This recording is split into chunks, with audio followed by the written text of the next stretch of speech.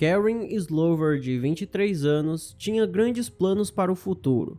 A agência Paris World havia pedido que ela se tornasse modelo, então a jovem planejava deixar sua cidade natal no centro de Illinois e se mudar com seu filho para a Geórgia. Infelizmente, seus sonhos nunca se tornaram realidade. Afinal, pouco depois de contar à família e amigos sobre sua decisão de mudar de vida, Karen desapareceu, sendo encontrada sem vida alguns dias depois. A pessoa que ceifou sua vida pensou que havia cometido o crime perfeito, mas o que ela não poderia nem sequer sonhar é que as principais provas do caso apareceriam graças aos seus próprios cachorros.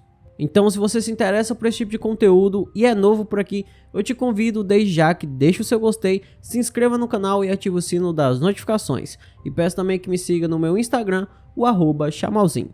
E agora, dados os recados, vamos pro caso.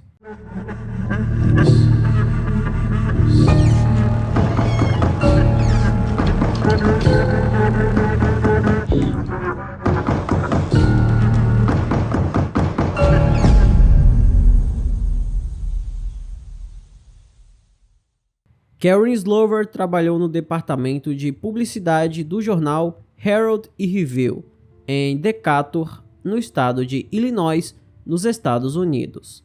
Na noite de sexta-feira, dia 27 de setembro de 1996, ela foi buscar o filho Colton na casa dos pais de seu ex-marido para ir às compras com o garoto.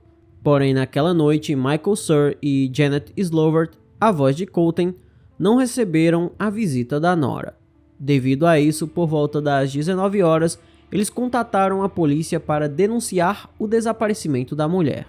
Ao mesmo tempo, a patrulha rodoviária de Illinois recebeu uma ligação de um motorista que encontrou um Pontiac Bonneville preto abandonado na beira da rodovia.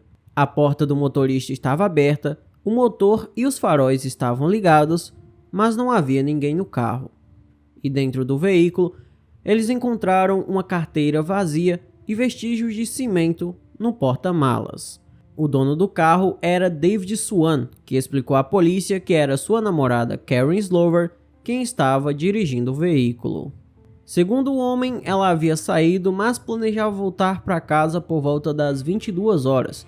Então ele ainda não estava preocupado ou sequer pensava que algo de ruim pudesse ter acontecido, já que ainda não era muito tarde.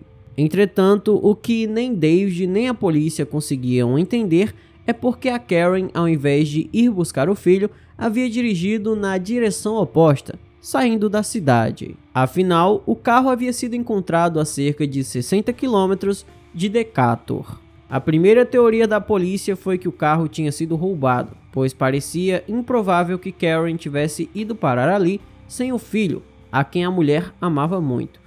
Porém, 2 dias após o desaparecimento dela, o caso foi reclassificado como homicídio. Um pescador que decidiu passar o domingo no lago Shelbyville fez uma descoberta terrível. Um grande saco preto contendo o corpo de uma mulher foi retirado do rio.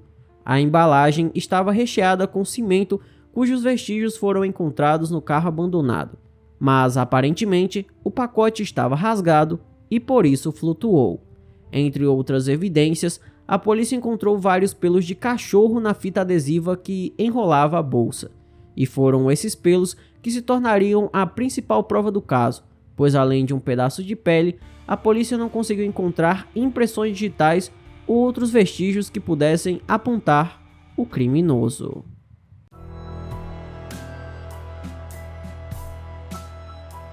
Os primeiros suspeitos de terem ceifado a vida da mulher eram os 2 homens que mais participavam da vida dela.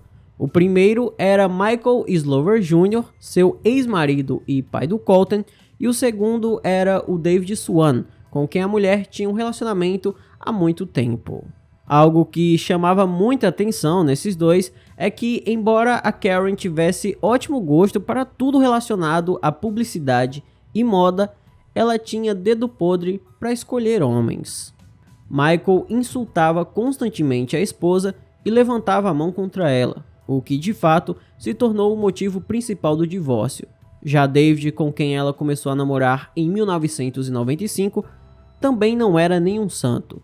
O homem preferia ganhar a vida por meios ilegais, através do comércio de substâncias proibidas. E além disso, tinha 2 condenações, por briga e roubo. No entanto, logo ficou claro que Michael e David tinham álibis confiáveis para a noite do crime, o que gerou muita confusão na polícia. Quem poderia ter cometido aquele crime e por qual razão? Karen era uma jovem muito famosa em Decatur, então a sua morte, ainda mais em uma condição tão macabra, chamou bastante a atenção da população local, que exigia das autoridades uma resposta. Eles queriam que o caso fosse resolvido o mais rápido possível.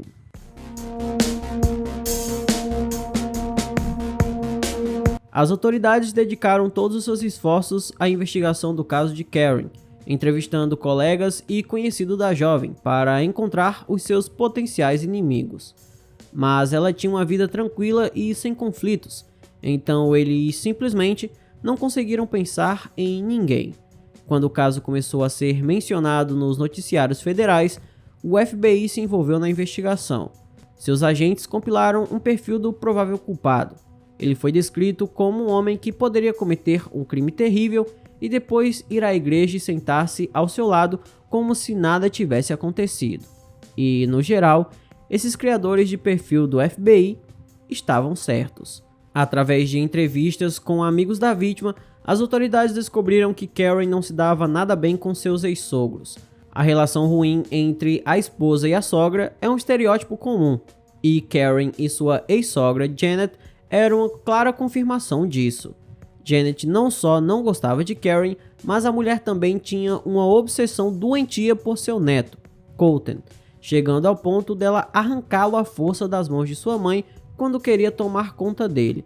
Janet tratava Colton como se ele fosse seu filho e queria passar o máximo de tempo possível com ele, e pouco antes da morte de Karen, ela pronunciou uma frase bastante assustadora, da qual o menino se lembrava muito bem. Um dia você será só meu. Nem Michael Sur, no caso o ex-sogro da Karen, nem Janet tinham um álibi sólido para a noite de 27 de setembro, a qual eles passaram com o neto. Então as autoridades começaram a coletar evidências contra os avós de Colton. Em uma casa de veraneio semi-abandonada que pertencia ao Michael Sur e a Janet, as autoridades encontraram vestígios de cimento que era o mesmo cimento encontrado no saco plástico onde estava a Karen. Fora que no local havia um carro abandonado. Além disso, alguém havia visitado aquela casa recentemente, pois o terreno estava arado e as coisas haviam sido organizadas. As autoridades pensaram que os Slovers queriam esconder os seus rastros dessa maneira, por isso decidiram arar o solo do local. Com base em suas suspeitas, eles não pararam de procurar, demorando 6 meses inteiros até que os esforços dos investigadores dessem frutos. Então, no local foram encontrados 2 botões do jeans que Karen usava. Além disso, foi realizado um exame genético da pelagem dos cães da família Slover. O DNA deles correspondia às amostras encontradas na fita que embrulhava Karen, e graças a essa quantidade de evidências, a polícia poderia facilmente acusar o casal pelo crime.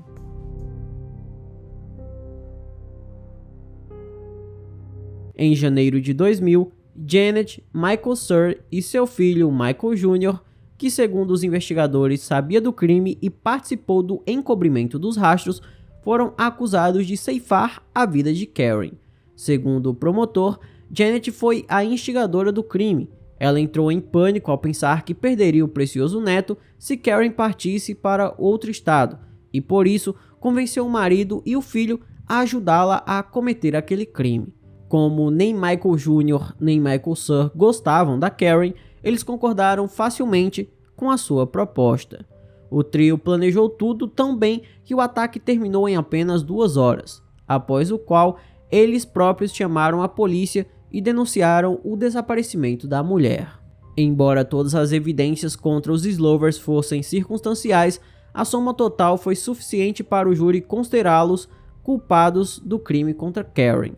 Janet foi condenada a 60 anos de prisão e pai e filho foram condenados a 65 anos cada.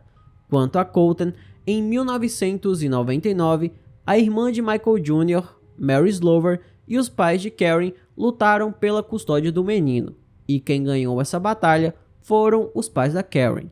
Então os avós maternos cuidaram de sua criação a partir dali. Atualmente, os 3 Slovers ainda estão na prisão. Talvez eles consigam pedir a liberdade condicional no ano de 2032, mas não há nenhuma certeza se de fato eles viverão para ver isso. Afinal, Michael Sir e Janet já estão na casa dos 70 anos e têm vários problemas de saúde. Só o Michael Jr. tem mais chances de viver até lá, mas nessa vida não dá para ter certeza de nada. Então esse foi o vídeo de hoje, eu espero imensamente que vocês tenham gostado da forma como eu narrei o caso e jamais daquilo que acontece. Se você gostou, eu peço que deixe o seu like, se inscreva no canal, ative o sino das notificações, me siga no meu Instagram, o @chamalzinho, e se quiser apoiar o canal financeiramente, temos várias opções como o Pix, o Seja Membro, o Valeu e o Apoia-se. Vai de você escolher qual dessas opções é a melhor. Então por hoje é só, e eu te espero no próximo vídeo. Tchau!